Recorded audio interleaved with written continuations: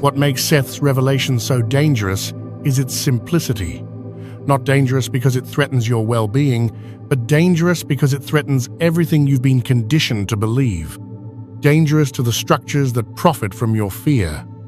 Because if Seth is right, and countless mystics and esoteric traditions echo his message, then the entire narrative collapses. Seth explains that what you call death is nothing more than a shift in attention, a transition. Your physical body may cease to function, but the essence of who you are, your consciousness, continues effortlessly into other states of being. You do not end. You cannot end. Because you were never just your body to begin with.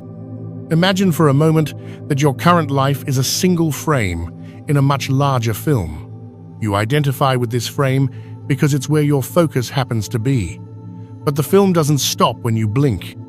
Your consciousness exists beyond that frame, observing, experiencing, learning. Death, in this view, is simply the act of lifting your gaze from that one frame and realizing the full scope of the film that has always been playing.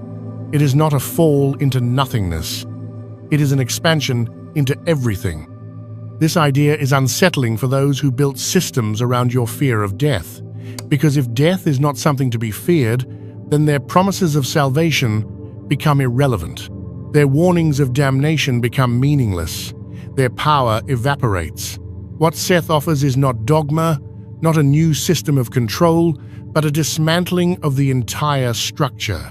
And with that dismantling comes freedom, true, terrifying, beautiful freedom. Seth describes death as a simple change in the direction of your consciousness.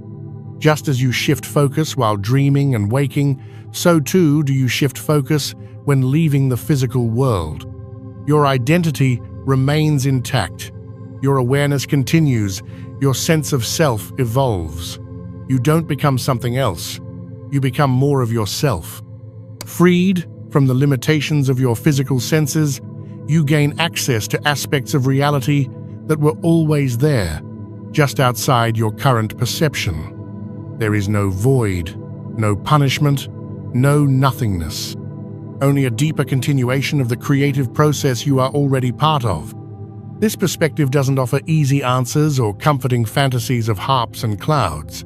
Instead, it demands responsibility.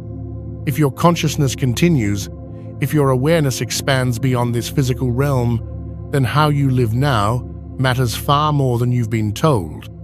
Not because you'll be judged by some external authority, but because you are always shaping your reality now and after physical death.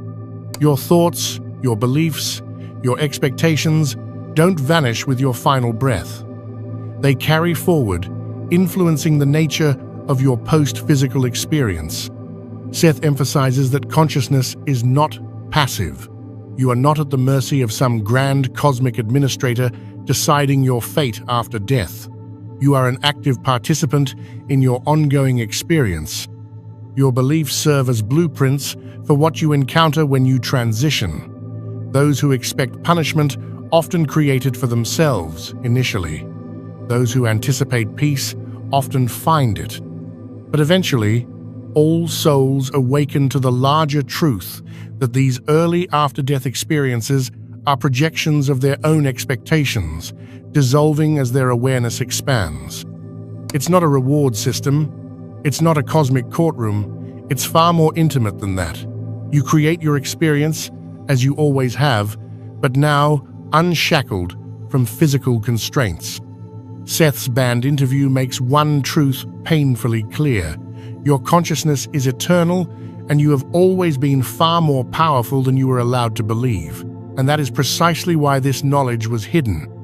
Because people who understand their sovereignty cannot be manipulated by promises of heaven or threats of hell. They cannot be frightened into obedience. They cannot be bought, controlled, or owned. They live fully, without apology, knowing that their existence stretches far beyond